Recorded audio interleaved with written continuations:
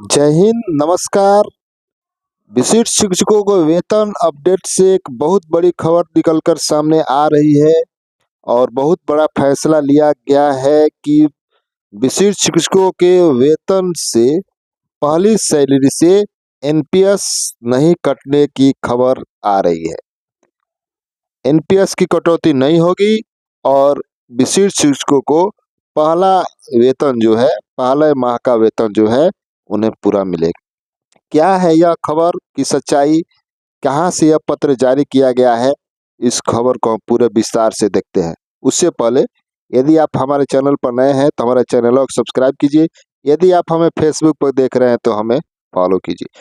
तो चलिए इस खबर को पूरे विस्तार से देख लेते हैं, समझ लेते हैं कि पहली सैलरी से विशिष्ट शिक्षकों का एनपीएस की कटौती नहीं होगी, पूरा वेतन मिलेगा। तो आइए इस खबर को पूरे विस्तार से देख लेते हैं। विशिष्ट शिक्षकों के पहले वेतन भुगतान के संबंध में पत्र जारी किया गया है और क्या पत्र में जिक्र किया गया है, ऐसा पत्र जारी किया गया है जिला शिक्षा पदाधिकारी पूर्वी चंपारण मोतिहारी के द्वारा। जिला कार्यक्रम पदाधिकारी का स्थापना पूर्वी चंपारण मोतिहारी। जिले के सभी प्रखंड शिक्षा पदाधिकारी को विशिष्ट शिक्षकों के संबंध में पत्र यह जारी किया गया है। पत्र में क्या जिक्र किया गया इसके विषय में पूरे विषय से जानकारी हासिल कर लेते हैं।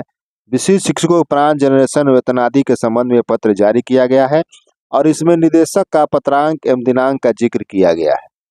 और क्या जिक्र किया गया है कि विशिष्ट शिक्षकों के अंकित करना है कि विशिष्ट शिक्षकों के वेतन भुगतान हेतु उपरांत जनरेशन की प्रक्रिया जो है पूरे बिहार में, मोतिहारी जिले में नहीं पूरे बिहार में प्रांत जनरेशन की प्रक्रिया कार्रवाई हो रही है, परंतु वेतन निर्धारण के संबंध में भी कोई भी कार्रवाई प्रक्रियाधीन है।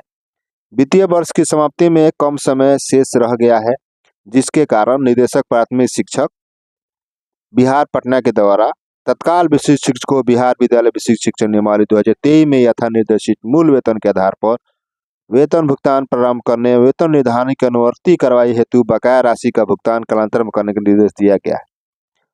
तो जो है यह इस पत्र में इस बात का भी जिक्र किया गया है कि जो विशिष्ट शिक्षकों का वेतन है बिहार विद्यालय विशिष्ट शिक्षक नियमावली 2023 निर्धारित मूल वेतन यथा निर्धारित मूल वेतन क्या है यह भी जिक्र किया गया है इस पत्र में।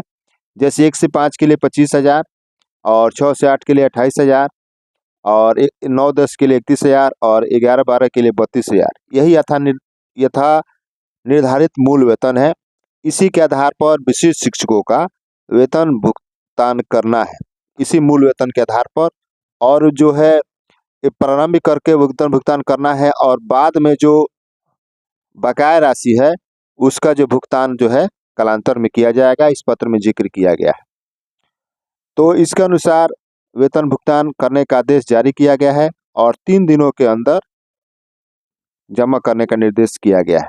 और यहाँ पे देखिए अंत में क्या लिखा गया है कि विशिष्ट शिक्षकों द्वारा अभी तक किसी कारण से प्रांत जनरेशन का आवेदन नहीं किया गया है, उनको किसी भी तरह कठिनाई का सामना करना पड़ रहा है। वो अपने नोडल वेरीफायर से संपर्क करके शीघ्र प्राण आवेदन करना सुनिश्चित करें ताकि वेतन भुगतान हेतु यानी किसी भी शिक्षक को छोड़ना नहीं है, किसी विशिष्ट शिक्षक के सभी शिक्षकों विशिष्ट शिक्षक को वेतन भुगतान करना है, प्राण जनरेशन करना है। HRMS ऑनबोर्डिंग का पत्र जिस पर जिक्र नहीं किया गया। और देखिए इस पत्र में और जिक्र किया गया है यह सभी जिले के प्राथमिक का, और इसी के आधार पर ये देखिए यही प्रपत्र है और इसी प्रपत्र के आधार पर जो है विशिष्ट शिक्षकों का वेतन विपत्र बनना है। और देखिए इस पत्र में ही यहाँ पर लिखा हुआ है क्या क्या है, पहले यह देख लेते हैं कि जो वेतन विपत्र बनने वाला है शिक्षक का नाम है, विद्यालय का नाम, विषय मतलब किस विषय के हैं, प्राण संख्या डालना है, प्राण नंबर जनरेट हो गया है तो सक्षमता का रोल नंबर, योगदान तिथि, किस तिथि को विद्यालय में योगदान किए विशिष्ट शिक्षक के रूप में, मूल वेतन वही 25,000। और उसके बाद है आवास भत्ता, चिकित्सा भत्ता, महंगाई भत्ता, इसको सबको जोड़ देना है। एनपीएस की कटौती, जीआईएस की कटौती, कटौती का योग, सूद भुगते। और देखिए यहाँ पर एक लाइन में लिखा हुआ है कि प्रथम माह के वेतन भुगतान में एनपीएस की कटौती नहीं की जाए। और यहाँ पर जिक्र कर दिया गया है कि प्रथम माह का जो वेतन भुगतान होगा, जैसे मान लीजिए जनवरी महीने का जो वेतन भुगतान होगा, उसमें जो है एनपीएस की कटौती नहीं करने का आदेश दिया गया है। क्या कारण हो सकता है? आपको बता दें कि सभी विशिष्ट शिक्षकों को विद्यालय में योगदान करने का पत्र जारी किया गया। दिसंबर महीने में ही सभी विशिष्ट शिक्षकों को औपबंधिक नियुक्ति पत्र जारी कर दिया गया और उन्हें विद्यालय में योगदान करने का जो तारीख निर्धारित किया गया 1 जनवरी से 7 जनवरी तक। ऐसे में आपको बता दें कि बहुत सारे विशिष्ट शिक्षक बंधु, जैसे मानकर चलिए लगभग 99% जो है 1 जनवरी को ही विद्यालय में योगदान किए, 1 जनवरी को।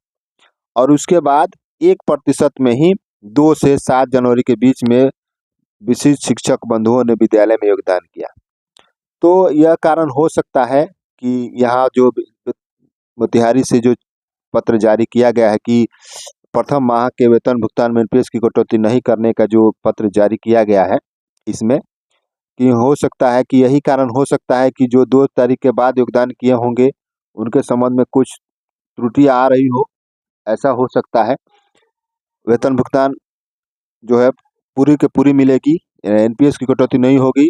तो आपको बता दें कि पटना जिले की बात बता देते हैं हम आपको। पटना जिले में वेतन भुगतान जो पहले जो बिल प्रखंड कार्यालय से जो बन करके बीआरसी से बन करके जिला में गया था, तो उसमें मूल वेतन 25,000, महंगाई भत्ता 3%, आवास भत्ता 5%, मेडिकल 1,000 रुपये जोड़ करके एनपीएस की कटौती और जीआईएस की कटौती के बाद 36,645 रुपये वेतन भुगतान होने वाला था, लेकिन इस पर रोक दिया गया है।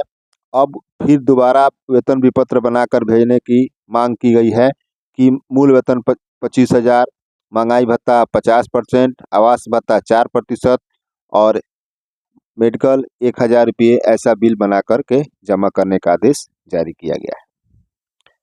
तो यही पत्र जारी किया गया है और इस पत्र देख लेते हैं। और देखिए यही है ऋणात्मक सूची सक्षमता 1 के सभी शिक्षकों का यह मांगा गया है। मास्टर सूची का क्रमांक, संख्या, शिक्षक का नाम, वर्ग, विषय, विद्यालय का नाम, प्राण नंबर, कुल उपस्थिति, यही इसमें जिक्र किया गया है। और ये नीचे भी इस जिक्र किया गया है। यहाँ पर आपको दिखाते हैं क्या लिखा गया है कि प्रमाणित किया जाता है उपरोक्त विपत्र में कार्यरत अवधि के आधार पर तैयार किया गया है, जो विभागीय प्रावधान के अनुसार। यहाँ पर प्रखंड शिक्षा पदाधिकारी का हस्ताक्षर मुहर लगाना है। तो इस तरह से जो है विशिष्ट शिक्षकों का प्रथम माह में वेतन भुगतान से एनपीएस की कटौती नहीं करने का यह पत्र में जिक्र किया गया है। बाकी अन्य सभी जिलों में इस प्रकार का पत्र जिक्र नहीं किया गया है। वही बात कर लेते हैं गोपालगंज जिले के पत्र की, तो वहाँ पर ऐसा जिक्र नहीं किया गया है।